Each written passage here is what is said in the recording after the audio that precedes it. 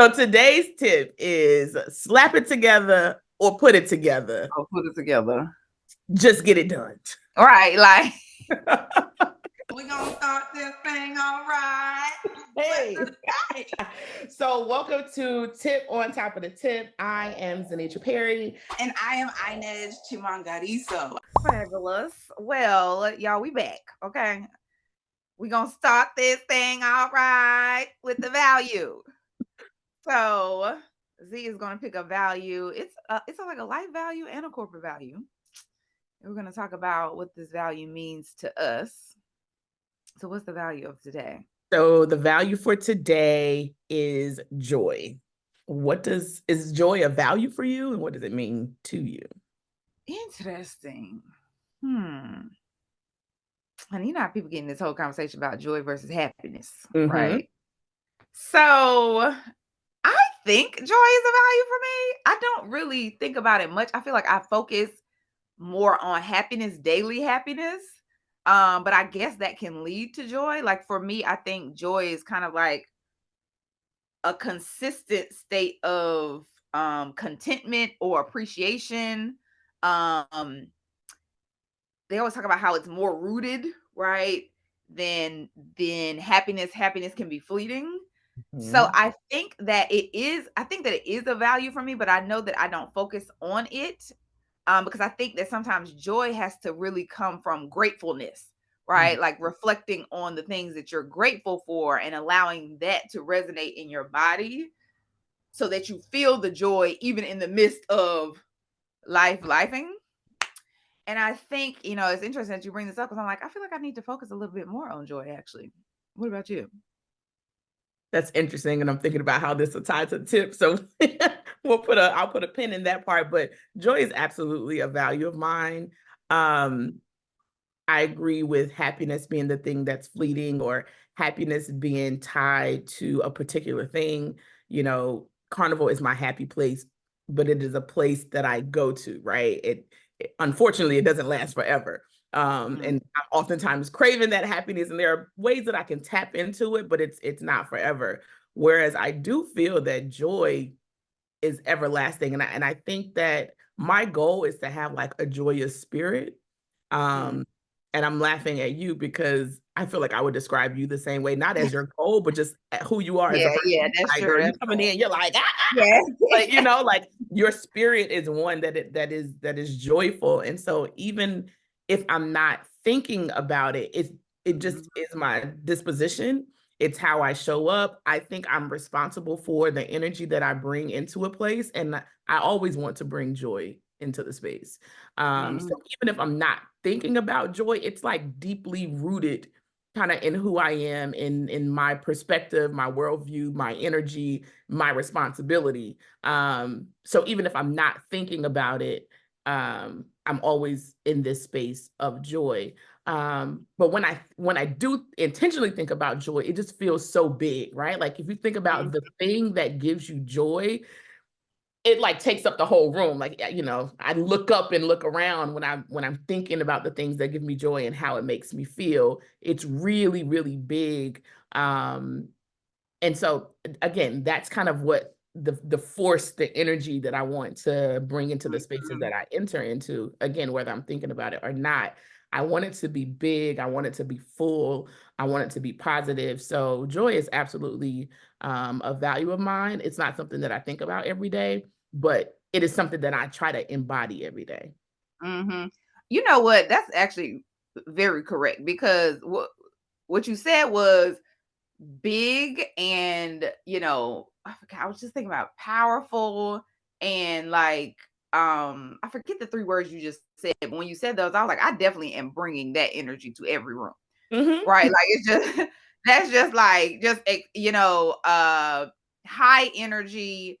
I love to raise other people's energy, right? Like when I did back in the day when I did I had my first life coach, she was talking about like just where you understanding like where you resonate on the energetic level. And like I think 7 is the highest that you like the highest level of energy. And I resonate right at like 5.5, 6, just all the time. So, I know that also one of the things that is a part of my success formula is being around people who resonate like that too. Mhm. Because now that I think about it, because my spirit is so joyful all the time, I usually am the source of joy that people are leaning into, right? And so sometimes, a lot more often, I need somebody else who I can lean into for the joy in the room, right? So that's why that's a part of my success formula. Cause I'm like, if I get around some people who got a spirit like me, baby, we Hey. getting stuff done. We about to have some fun. Like it's about to be turned up, and can't nobody stop our shine. Like, so yeah, I guess as you were speaking about that, I'm like, yeah, that is true. It's not even something that I think about. It is a part of the makeup of who I am. Yeah, Yeah. one of my good friends said to me that pain or sadness shared is pain divided, but joy shared is joy multiplied. And I Mm, feel like that's how I enter the space. Like I'm bringing the joy, and I know it's going to be infectious. Somebody else is going to catch on to some of this joy, and now we have mhm, twice the joy in the room. mhm, That is always how I move. Like I don't even anticipate how people will respond to that joy. Like from a negative perspective, I don't question it. I don't doubt it. Like when I step into place, baby, we're gonna have a good time. I'm bringing good mhm. energy, and you're gonna, even if you don't feel like catching it, Yes. it's infectious and it will hop on you. And hopefully it can make things, a little bit better for anyone that's around. But that's something that I feel really confident in. And I appreciate kind of the multiplicity factor of joy and how Mhm. it really just gets bigger and bigger and bigger. If it doesn't matter what the amount of joy is that you bring, when it combines with somebody else, like it's Right. It's gonna automatically multiply. like it's an explosion. So yeah, joy is gonna Mhm. always gonna be a core value of mine for sure. Mhm. I love it. Okay, so we want to jump into the tip. Yes, let's do the tips. Today's tip, I don't even know you may have to help us with the story, the origin story for this Yes. tip. Y'all know But I never know the origin. I hope A mess. that Okay. Like, sometimes you're gonna be like, I remember how. Okay. mm-mm. So today's tip is slap it together or put it together. I'll put it together. Just get it done. All right. Like, well, and you know what? I was really thinking about this and the tips, y'all, always come from just conversations that me and Zenitra have. Like, and she will say something, and I'm like, oh, girl, that's a tip. Like, and we will like literally. So this is why I can't even remember the origin because I literally just text her like, this is a tip, girl, because I don't even know what we were talking about, but it is true. It made me think about like done is better than perfect, Mhm, right? And I was really like, okay, so as a Black woman, I think that our default is putting it together, mhm, right? Like we want to present whatever it is we're doing, ourselves, our work, our children, our home. We want to be put together, right? That's actually something that is a compliment that we give to people. Like, girl, you put yourself together today, didn't you? Girl, you are put together. That's us, okay? Like, so we are rarely aiming to slap something together. We're not trying to look slapped together. A work cannot be slapped together, right? Like nothing. We're not here for the slap together. So I was really looking into like, well, what does it mean to slap it together? Right? Because I was just like, why is in my spirit there's a like pushback on slapping it together? And it's really because I was looking it up and it was talking about like when you slap something together, you do it hastily and carelessly and improvisationally. And I was like, okay, yeah, I understand. But it really talks about like how you didn't put enough care in, right? You didn't give enough attention to it. And so I think the idea of not putting enough care in something and not putting enough attention into something can easily lead to in our mind some form of judgment, mhm. self-judgment or external judgment, which is why we're not about this slap together life. However, on this journey of entrepreneurship, what I'm learning is, hun, if you need to slap it together, if you only have time to slap it together, you better slap it together. And if you have time to put it together, put it together. But either way, either or, just get it done. It's funny because when you talking about giving the definition of slap it together and it being hastily done and not enough care, like I was triggered because I'm like, okay, I know the goal of this tip is to encourage people to get it done however you have to, whether you have all of the time or if you can't give the full amount of attention, we still want you to get it done. But it is still not sitting well with me to encourage people to slap it together. But as you said, in entrepreneurship, you don't always have the luxury in life, to be quite honest. Listen, You don't always have the luxury of leaning into our perfectionism. And that's really what was triggered, right? My own sense of perfectionism was triggered and being like, no, anything that I put together has to be done well. It has to be done intentionally. And when I think realistically about applying that model to life, it gives me great anxiety. I want it to be perfect. But if I know that I don't have the time to make it perfect, I will literally be freaking out. And so the goal of this tip is really to pull people out of the freaking out and into the getting it done. Because if you are a person who suffers from perfectionism like myself, your level of slap it together is never going to be as low as you would expect people to judge you for, for it being. That just made You me think of always, another you listen, my tip for INEZ, I think I've said this to her at least the last 10 years. On your worst day, okay. you are better than most. Okay. Yes, yes. And so for those of us who have super high standards, anything below that high standard to us feels like failing. So slapping it together feels like a failure when, all that we can control is what we're able to actually do and what we're able to accomplish. And so the amount of time that you spend spinning your wheels because you can't make it perfect is actually delaying the done, which would then allow people, you can get feedback, you can go back and review or revise, but the perfectionism stops you from moving forward. And so moving out of that space of perfectionism and being okay with slapping it together, moving past your trigger of being like, oh my gosh, it's not going to be perfect. People are going to judge me for it.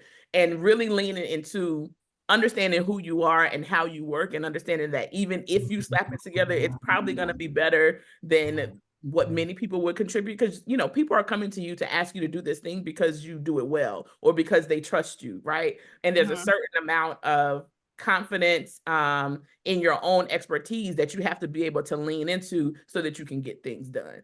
It's not going to be easy. It's not going to be easy at all, but you got to trust yourself. So whether you have to slap it together or put it together, please just get it done.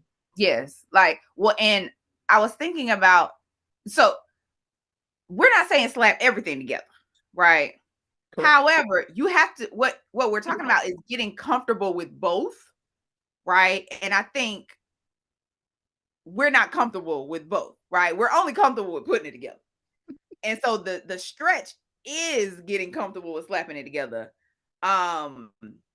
Because there will come times when you need to do that, and getting stuck in the spiral of self-judgment or procrastination, which always happens, is what holds you back. One of the words that they were using was improvisational. And the funny thing is, so Z and I have danced for years, right? And I say for years, it's been a while since we were in school. However, in my mind, I'm still a dancer. Although these needs may think differently. Okay. Hello. So, when we dance, I used to hate improv. When I tell you, when a teacher would be like, okay, y'all, just improv, I'd be like, what are you talking about? What is the choreography? Show me what to do, and I will do the choreography perfectly. Okay. But when it came time for improv, I was just like, this is not okay. I don't like this feeling at all. I don't know what's right. It's not planned. It's not prepared. And that is actually what it was like. Improvisation is done without a plan. I was like, oh, that is triggering for me because I am a planner. And when I cannot plan and implement the plan, I feel like everything is falling apart. But when you're slapping it together, it might not be no time to plan. Right? And you may have to just go on your instincts, which unfortunately is not something that we're taught for the majority of our life, right? We're not taught instincts, right? We're taught a curriculum, right? There's a plan, we go on the plan, right? And so I think that's why it's so uncomfortable for us, or at least it's so uncomfortable for me, because being hasty and being careless and improvisation feels unplanned, and that is just not in alignment with who I consider myself to be. I love that you bring up improv because that is actually the piece that gave me some freedom to lean into the slapping it together.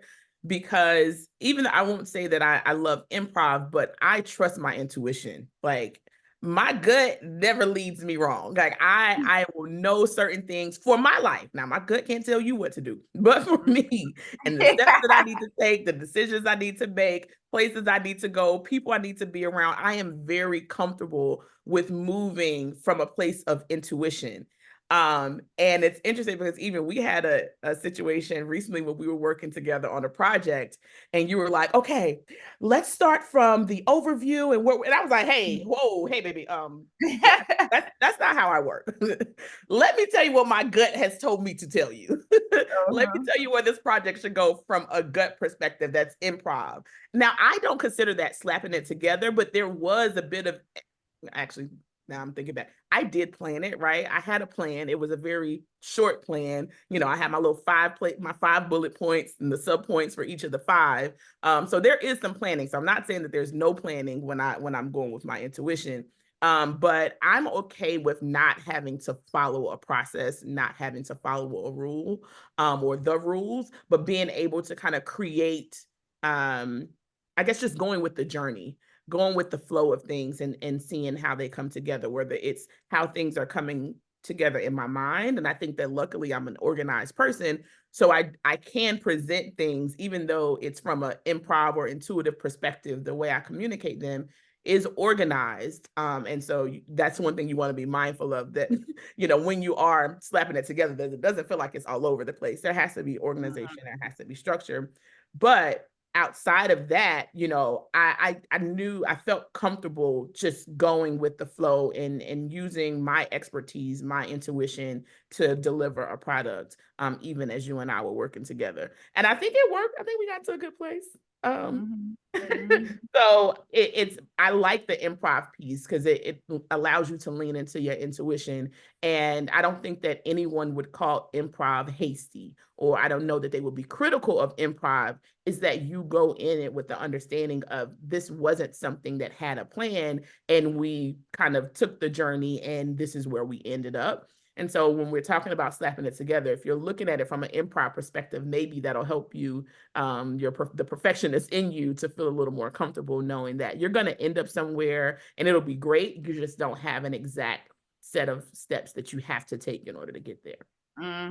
Yeah, like I was looking at Careless, and it was talking about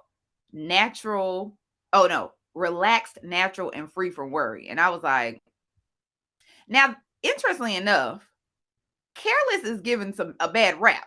Okay. Like being careless is given a bad rap. But I was like, relaxed, natural, and free from worry sound good to me. Okay. So I don't know.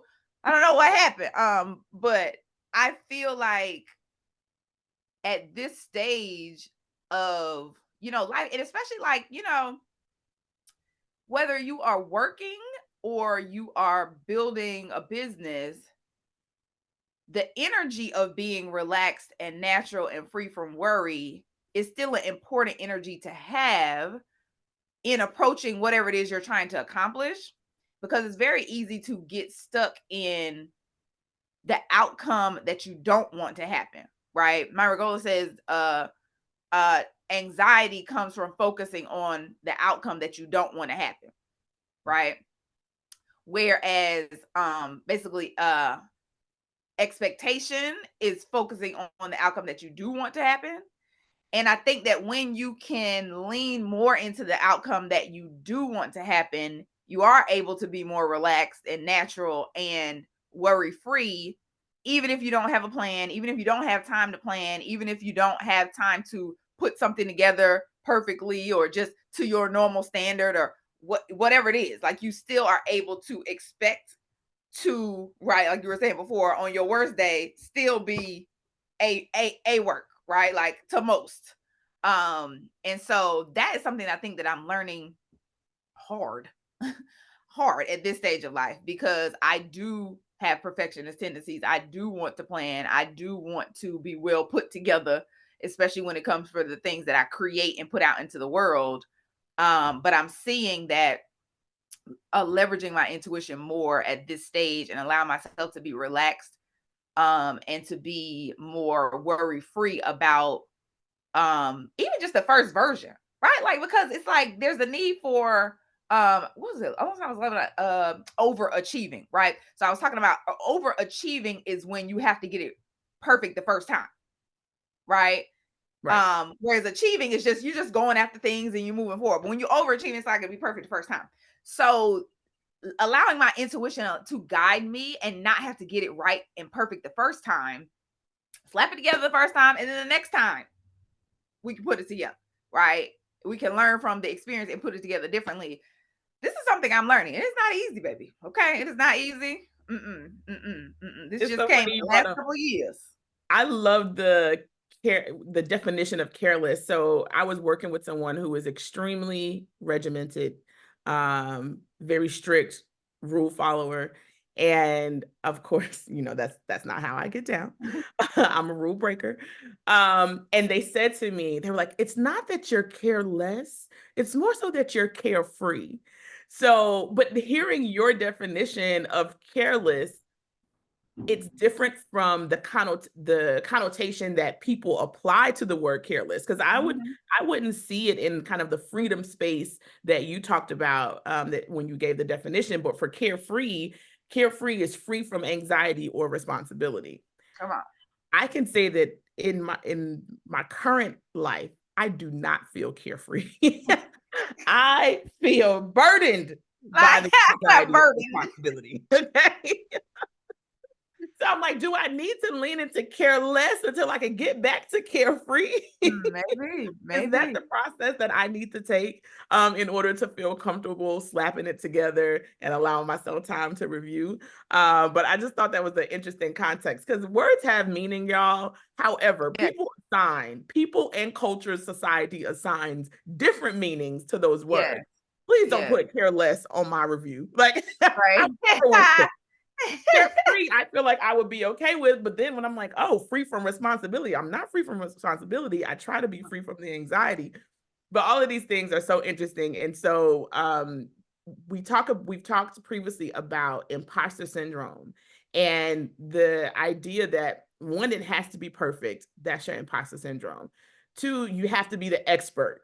That's your imposter syndrome showing up. Three, that you don't need help, right? Because a lot of times as a perfectionist, you're trying to get it done by yourself on your own, Mhm.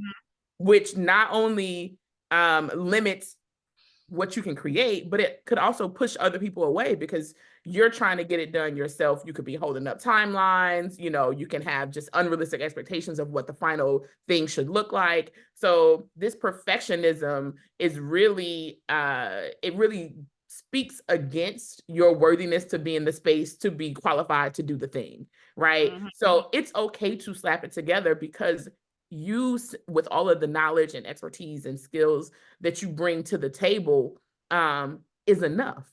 It's Mhm. enough for you to get the job done without it always having to be so detailed, so planned, so methodical, so regimented. Like, allow yourself to be a little more carefree, a little more careless, and that can open the door for other people to want to be able to feel comfortable that they can contribute. Mhm. And that's part of the revision process, right? Again, you don't have to have the finished product as your first draft. What does it look like for you to slap it together and bring it to other people, and you guys work together collaboratively so that it becomes better and better and better? Mhm. And our assumption sometimes is that people have put stuff together, but they really slept it together, right? And Right. so we set that standard for ourselves. Like, even when I think about uh a lot of entrepreneurship is slapping stuff together, Mhm. right? And so when I think about some of the giants in entrepreneurship, right? Even, for instance, what's the guy? Brunson. I forget his name. He don't like the planes. What is his Oh, name? Girl, you know I don't do names. He owns Virgin Mobile. I know who you're talking about. I can picture his face, but listen, when I learned that this man has opened like 50 plus businesses, crazy. And only like maybe 5 have survived. Imagine how much left. That's a 10% success rate. Yes, like only like 5 have survived. He's opened 50 plus. Richard Branson. There we go. Richard Branson. Yes. And in order to do that, you have to be okay with failure. You have to be okay with not being perfect. You have to be okay with slapping stuff together. You have to be okay with starting over, right? Like just things that I have not been okay with my entire life. So don't assume that these people that you see in high places are putting it together all the time. Because, honey, they probably are slapping it together most of the time and then learning and then slowly putting it together as they hear ahead on their journey. So, y'all, let us know, what is a project? What is something that you have been trying to put together that you really just need to slap together, right? I mean, just you can either slap it together or put it together, but you need to get it done like in March, okay? Like this month. And let us know how slapping it together makes you feel, right? Are you comfortable with slapping things together so that you can get it done? What is your process for slapping things together emotionally so that you can get it done? We'd love to hear from you and learn from you. Yes, absolutely. And thank y'all for joining us for the tip.